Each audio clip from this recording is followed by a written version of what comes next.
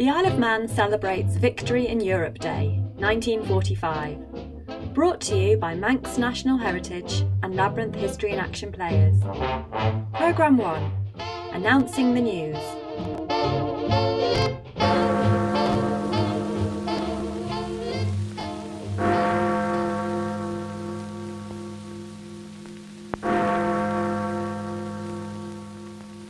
Yesterday morning at 2:41 a.m.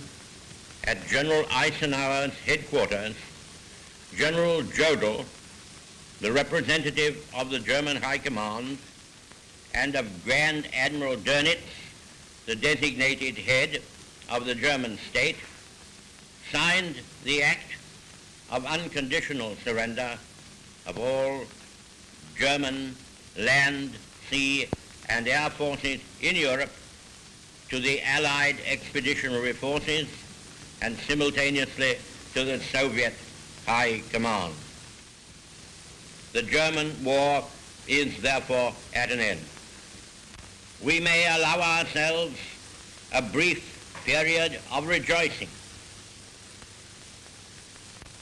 Today is Victory in Europe Day. The Isle of Man Times, Tuesday, 8th of May, 1945. Today is VE Day. It is the day on which victory in Europe is ours. And what a victory! Complete and absolute unconditional surrender. This day marks the end of the war in Europe, the day for which we have waited for 5.5 bitter years. The most stupendous drama the world has ever witnessed moved to its climax with breathtaking swiftness. So today, celebrate, and then back to work on Thursday until our last foe, Japan, is crushed also. Down in Douglas this morning, the shopping streets began to fill at an early hour, not with holidaymakers, but with housewives replenishing food stocks. Fears of a bread shortage spread through the gathering crowds, but these were quickly dispelled as the bakers opened up with good supplies. Butchers were also able to meet demand, so far as the goods would extend. Many of the food shop queues cleared as quickly as they had formed. To the delight of all school children, schools closed both Tuesday and Wednesday. And finally, we understand that no extension of hours is to be granted to licensed premises in Douglas in connection with the Victory holiday. Lady Rose Granville, wife to His Excellency Lieutenant Governor Earl Granville. The end of the war in Europe will bring the most profound feelings of relief and gratitude to the heart of every woman on this island. Our prayers and thoughts are with those who have lost their loved ones, and also with those gallant men who have lost their health or limbs for the great cause of freedom, and have saved us from the unbelievable horrors of being an enslaved nation.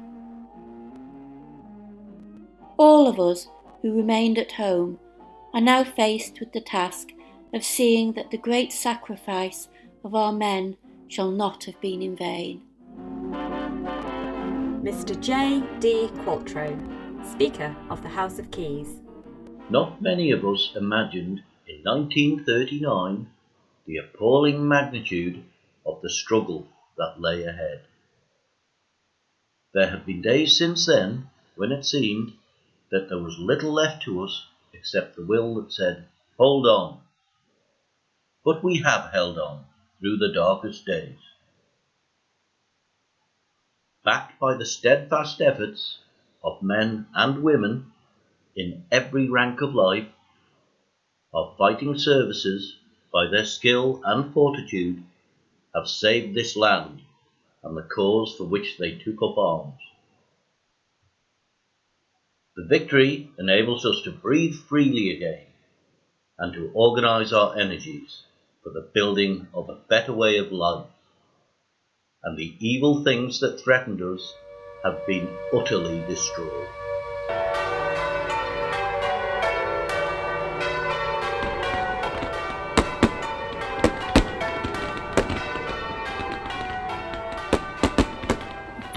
exactly it came as a surprise. I mean, well, I had, of course, heard Mr. Churchill on the wireless. We all had. But, well, I don't know. It still came as a surprise. A wonderful, wonderful surprise. Anyhow, before you knew it, next thing, pandemonium. There was the blare of ship sirens, church bells, and we hadn't heard them for 6 years. People cheering and clapping, you couldn't hear yourself think. All of us from our street, off we all went, a raggle-taggle crocodile of folk, down into Douglas Town to join in with the revelry. It was as if the carnival had arrived. All along Strand Street there were naval men and soldiers parading with their caps back to front, all smiles and laughing and dancing and singing along to accordions and drums. What a racket! At one point I lost sight of children. Where were they? Only queuing for ice cream now. That did make it a red letter day. We hadn't seen ice cream being sold since '39. It was a long day, but I was glad we stayed until nightfall. We would have missed the fireworks otherwise. Fireworks popping off all over the place, the sky's on fire, everyone joyous and very, very happy. It's the Siegfried Line.